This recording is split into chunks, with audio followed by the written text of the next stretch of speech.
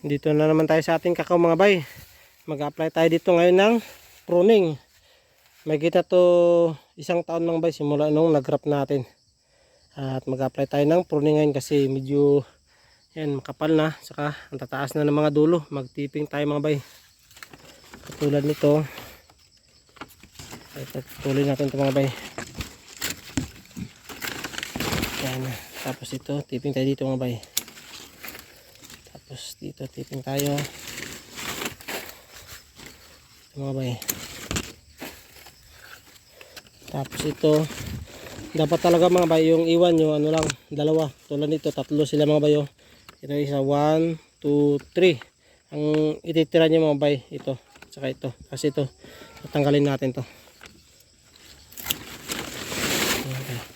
Tapos dito magtipping tayo. Ito ganito rin mga bay, 3 din sila no. Ito yung tatanggalin natin. Tapos tipping tayo dito mga bay para hindi tumaas nang masyado yung kakao natin.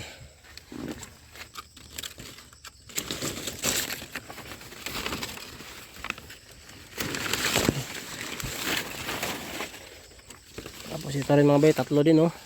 Ito yung tatanggalin natin. Tapos yan, tipping.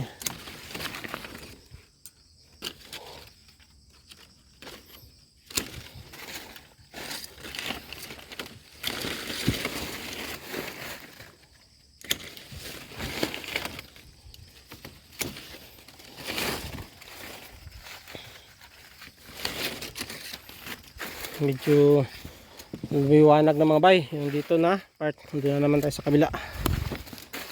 So ito mga bay, ang dami oh. Ang dami, kapal. Dito tayo mag tatanggal.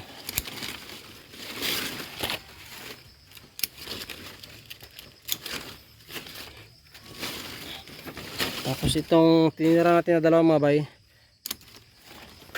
tulang natin dyan.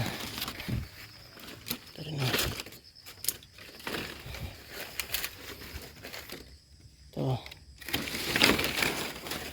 Tapos ito yung mga bay.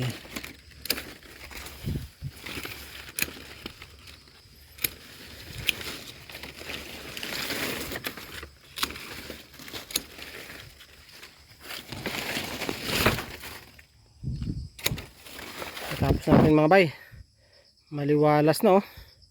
Talagang papasok na yung araw dito sa loob.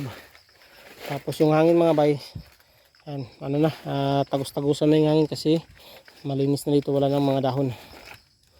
Ganito lang tayo mag apply ng pruning mga bay no, sa ating kakao.